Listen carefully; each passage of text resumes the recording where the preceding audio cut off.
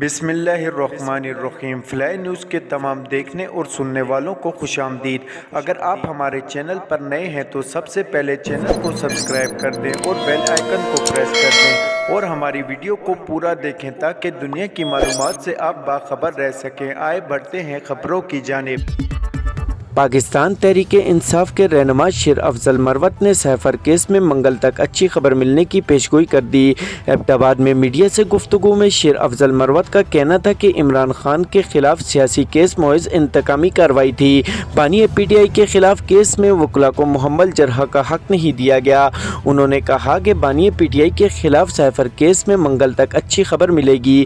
ان کا کہنا تھا کہ مینڈینٹ چوری ریکوری کے لیے پلان مرتب کر لیا ہے اور 30 مارچ سے آغاز کریں گے، جبکہ مشتاق احمد غنی کی کابینہ میں شمولیت کے لیے بانی پی ٹی آئی سے بات کروں گا۔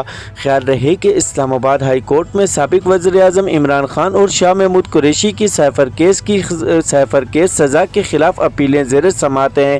آفیشل سیکریٹریٹ کی خصوصی عدالت نے سیفر کیس میں بانی P T I Imran Khan اور شاہ محمود قریشی کو 10 سال قید کی سزا سنائی تھی۔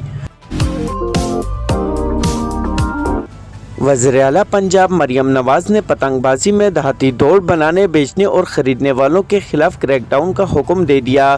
وزیر اعلیٰ پنجاب مریم نواز کی زیر صدارت امن و امان کی صورتحال پر اجلاس ہوا، جس میں آئی جی پنجاب نے بریفنگ دی۔ وزیر اعلیٰ پنجاب نے جرائم کی صورتحال پر ڈیلی اپ ڈیٹ رپورٹ طلب کرتے ہوئے دہاتی دوڑ بیچنے اور خریدنے کے کریک ڈاؤن کا حکم دے دیا۔ ان کا کہنا تھا کہ پتنگ کے تار سے جاں باک ہونے والے بچے کی ویڈیو دیکھ کر دل کانپ گیا۔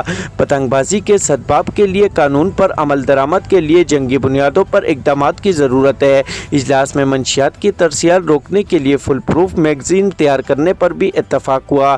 مریم نواز کا کہنا تھا کہ بڑے منشیات فروشوں کے خلاف ناقابل ترسیل ثبوت کے ساتھ کیس بنائے جائیں، جبکہ زیادتی کے کیس میں ملزم کو سزا دے کر نشان عبرت بنایا جائے۔ غزہ میں بھوک و افلاس کے شکار مزید 19 فلسطینی شہری اسرائیلی فائرنگ سے شہید ہو گئے۔ آٹے کے تھیلے کا انتظار کرنے والوں میں اسرائیلی ٹینکوں نے مشین گن سے فائرنگ کی، جس کے نتیجے میں 19 افراد شہید اور متعدد زخمی ہو گئے۔ غزہ کے علاقے رفح میں گھروں پر حملوں میں 14 فلسطینی شہید ہو گئے۔ دوسری جانب عالمی ادارے صحت نے کہا ہے کہ غزہ میں بھوک اور شدید غذائی قلت سے نوزائیدہ بچوں کی اموات میں تیزی سے اضافہ ہو رہا ہے۔ ترجمان عالمی ادارہ صحت ڈاکٹر مارگریٹ پیرس کے مطابق غزہ کرنے والے ڈاکٹر بتا رہے ہیں کہ وہ علاقے میں بھوک اور خوراک کی کمی کے بہت زیادہ اثرات دیکھ رہے ہیں، جبکہ غزہ میں شدید غذائی قلت اور بھوک کی وجہ سے بچوں بالخصوص نوزائیدہ کی اموات میں اضافہ ہو رہا ہے۔ ترجمان کے مطابق ڈاکٹر نے بتایا کہ وہ نوملوں کو مرتا دیکھ رہے ہیں، کیونکہ پیدائش کے وقت ان کا وزن بہت کم ہوتا ہے اور انہیں خوراک کی ضرورت ہے۔ Sui northern gas company S N G S نے ایک ہی سال میں گیس کی قیمت میں تیسری بار اضافہ مانگ لیا۔ Oil and gas regulatory authority OGRA ذرائع کے مطابق سوئی نادرن نے ایک بار پھر گیس کی قیمتوں میں اضافے کی درخواست کرتے ہوئے گیس کی قیمت 4489 روپے فی MMBTU کی تجویز دی ہے۔ ذرائع کے مطابق اوگرا 25 مارچ کو گیس قیمتوں سے متعلق سماعت کرے گا۔ ذرائع کا یہ بھی کہنا ہے کہ گیس کی قیمت بڑھنے سے بلوں میں اوسطاً 155% تک اضافے کا امکان ہے۔ خیال رہے کہ سوئی نادرن نے اس سے پہلے بھی گیس کی قیمتوں میں 147% تک اضافہ مانگا تھا، جبکہ سوئی نادرن نے بھی ابھی اوگرا سے گیس کی قیمت 274 روپے 40 پیسے فی MMBTU اضافے کی درخواست کی تھی۔ دونوں درخواستوں پر اوگرا تاحال کوئی فیصلہ نہیں کیا۔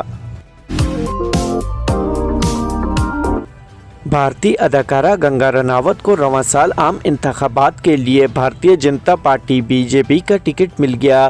BJP نے اتوار کو ملکی ایوان زیرہ لوک سبھا کے انتخابات کے لیے 111 امیدواروں کی اپنی 5ویں فہرست جاری کی، جس میں بھارتی اداکارہ گنگا رناوت کا بھی نام شامل تھا۔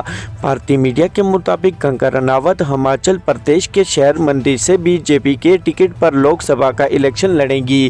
BJP کی جانب سے ٹکٹ ملنے پر گنگا कंगना रनावत ने सोशल मीडिया पर बयान जारी करते हुए पार्टी का शुक्रिया अदा किया और उसे एक एजाज़ करार दिया।